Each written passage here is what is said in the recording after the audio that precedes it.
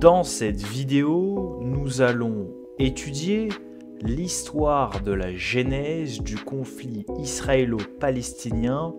En effet, au vu des actualités, depuis quelques semaines, nous allons retracer pourquoi il y a ce conflit qui dure depuis des siècles entre ces deux peuples. Et nous allons commencer sans plus tarder. Avant 1917, la région palestinienne est sous l'autorité de l'Empire ottoman. Les populations chrétiennes et musulmanes qui y vivent se définissent en termes de communauté religieuse et ne manifestent pas de sentiment national. La population juive est divisée en deux communautés.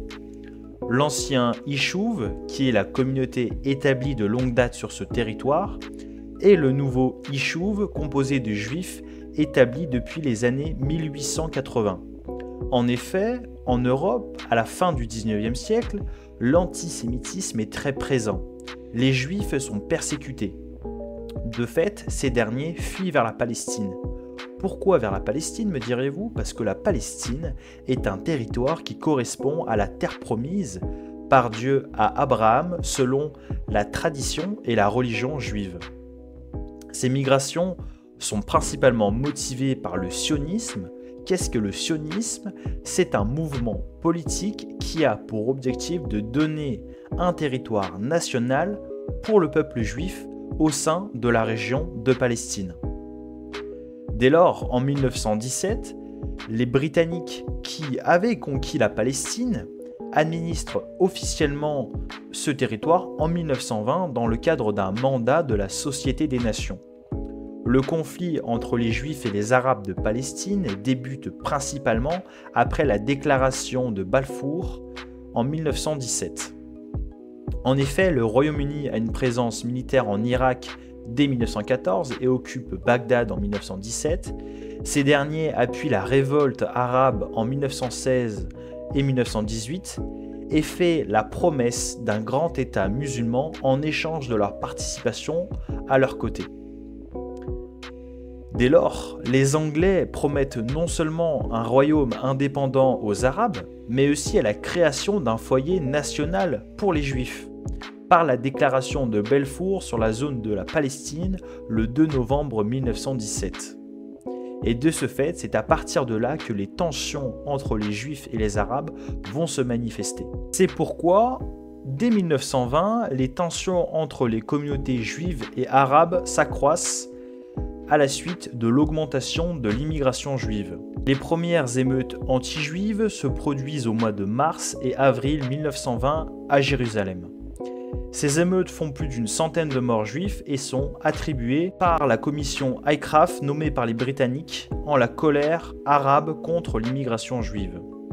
Cela débouche sur la publication d'un premier livre blanc, dit livre blanc de Churchill, visant à rassurer les Arabes en limitant l'immigration juive.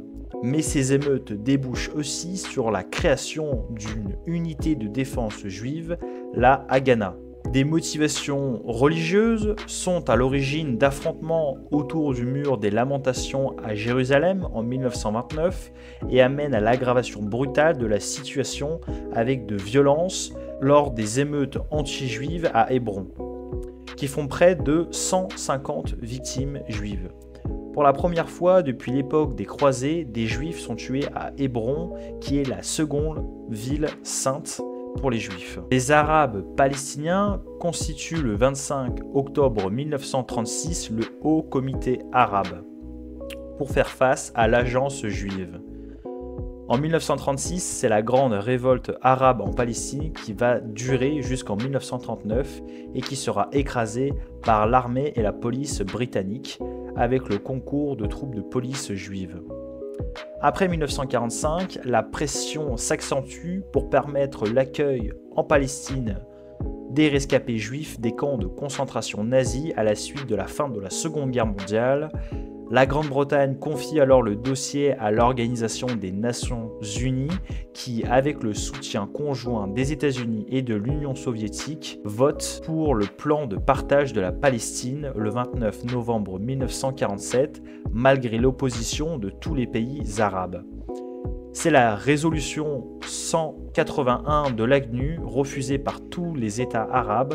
Ce plan de partage divise la Palestine en 3 secteurs, l'un arabe avec 45% du territoire palestinien et l'autre juif avec 55% du territoire palestinien.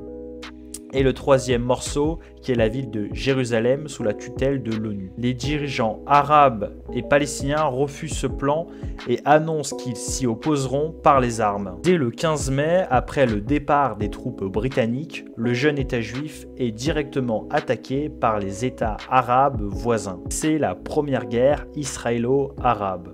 En effet, les Juifs souhaitent protéger leur territoire afin d'y établir leur État, tandis que les Arabes veulent instaurer leur État palestinien.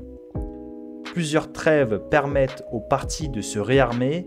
Israël reçoit notamment des armes de la part de l'Union soviétique par le biais de la Tchécoslovaquie. En 1949, Israël a l'avantage et signe un cessez-le-feu avec les États arabes voisins. Une ligne verte est ainsi formée, signifiant l'ensemble des nouvelles frontières de l'État juif, l'Égypte, la Transjordanie, le Liban et la Syrie. 1956, la crise de Suez. La crise de Suez, ou deuxième guerre israélo-arabe, a lieu en octobre à décembre 1956. Ce conflit, en plus d'être une guerre israélo-arabe, constitue un affrontement motivé par les intérêts des puissances européennes, la France et le Royaume-Uni, hostiles aux actes récents de l'Égypte.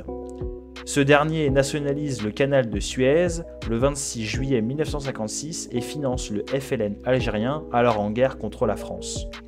De fait, Israël, la France et le Royaume-Uni préparent secrètement une opération visant à récupérer le canal de Suez et à affaiblir l'Égypte.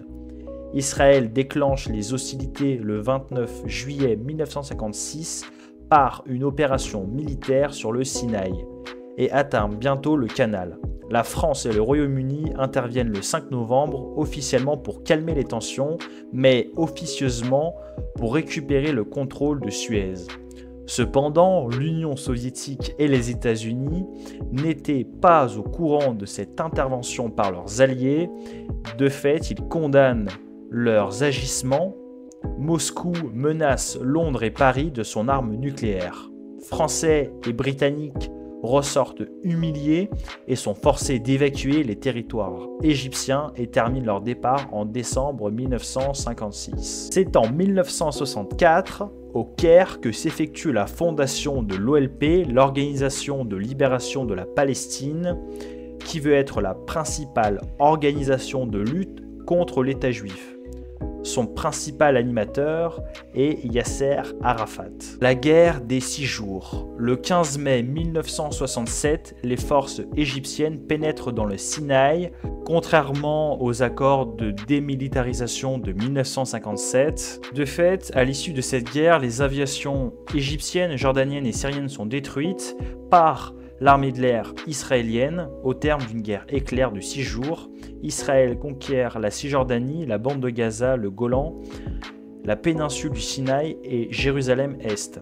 Cependant, le 22 novembre 1967, l'ONU prévoit le retrait des forces armées israéliennes sur ces territoires occupés. En 1967, Yasser Arafat devient le chef de l'OLP. Le 4 septembre 1972, 11 athlètes israéliens sont enlevés puis abattus par des terroristes palestiniens durant les Jeux Olympiques de Munich. 1973, la guerre du Kippour. Les troupes égyptiennes et syriennes attaquent Israël le 6 octobre lors de la fête du jour du pardon. Leur objectif est de reconquérir les territoires occupés par les Israéliens depuis juin 1967. Un cessez-le-feu du 24 octobre consacre la victoire de l'armée israélienne sur cette guerre de Kippour et la résolution 338 de l'ONU réaffirme la nécessité d'une paix juste et durable au Moyen-Orient. L'OLP est reconnue alors comme seule représentante du peuple palestinien au détriment du royaume de Jordanie, qui était alors considéré comme le pays représentant le peuple arabe de Palestine depuis mai 1948. Voilà, cette vidéo touche à sa fin, j'espère que cela vous a plu. Cette vidéo avait pour but d'informer sur la genèse du conflit israélo-palestinien par le prisme de l'actualité depuis ces dernières semaines. Si vous souhaitiez une partie 2, c'est-à-dire à partir des années 80 jusqu'à aujourd'hui, cela est possible. Mettez-moi dans les commentaires de manière à que je puisse faire la suite de cette vidéo, de manière à comprendre davantage les dynamiques qu'opposent Israël et Palestine des années 80 jusqu'à aujourd'hui. Je vous remercie et je vous souhaite une excellente journée ou soirée. À bientôt.